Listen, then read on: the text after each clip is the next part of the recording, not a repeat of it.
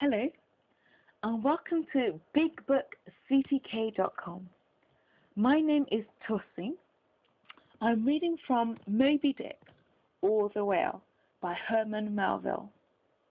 Chapter 5, Breakfast. I quickly followed suit, and descending into the barroom, accosted the grinning landlord very pleasantly. I cherished no malice towards him, though he had been skylarking with me not a little in the matter of my bedfellow. However, a good laugh is a mighty good thing, and rather too scarce a good thing, the more's the pity. So, if any one man, in his own proper person, affords stuff for a good joke to anybody, let him not be backward, but let him cheerfully allow himself to spend and be spent in that way. And the man that has anything bountifully laughable about him, be sure there is more in that man than you perhaps think for. The bar-room was now full of the boarders who had been dropping in the night previous, and whom I had not as yet had a good look at. They were nearly all whalemen, chief mates, and second mates, and third mates, and sea carpenters, and sea coopers, and sea blacksmiths, and harpooneers, and shipkeepers, a brown and brawny company, with bosky beards, and unshorn, shaggy sect, all wearing monkey jackets for morning gowns. You could pretty plainly tell how long each one had been ashore. This young fellow's healthy cheek is like a sun-toasted pear in hue, and would seem to smell almost as musky. He cannot have been 3 days landed from his Indian voyage. That man next to him looks a few shades lighter. You might say a touch of satinwood is in him. In the complexion of a third still lingers a tropic tone, but slightly bleached withal. He, doubtless, has tarried whole weeks ashore.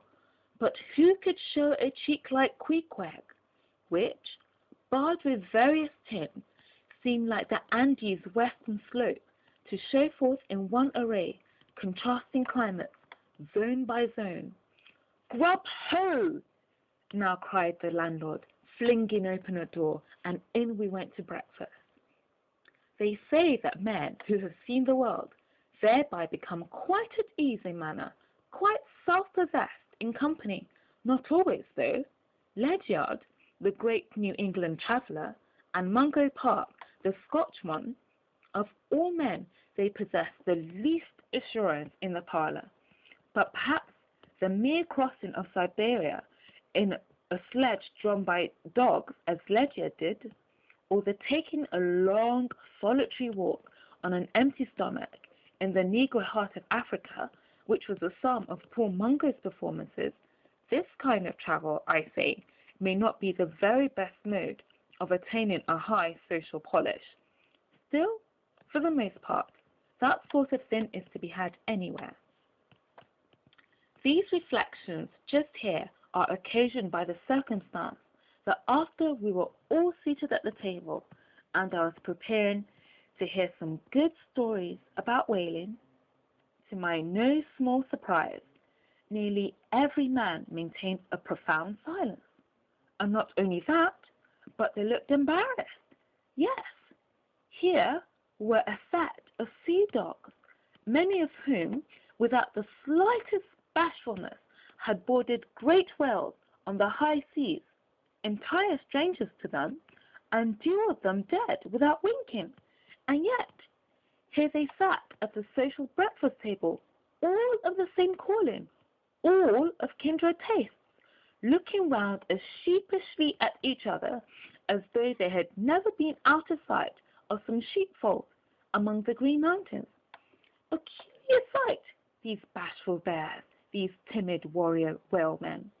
But as for Queequeg, why, Queequeg sat there among them, at the head of the table too, it so chanced, as cool as an icicle. To be sure, I cannot say much for his breeding. His greatest admirer could not have cordially justified his bringing his harpoon into breakfast with him, and using it there without ceremony, reaching over the table with it to the imminent jeopardy of many heads and grappling the beefsteaks towards him. But that was certainly very coolly done by him, and everyone knows that in most people's estimation, to do anything coolly is to do it genteelly. Thank you very much for watching. You've been listening to Moby Dick or The Whale by Herman Melville. My name is Tussie, and this is Big Book CTK. Thank you very much, and bye for now.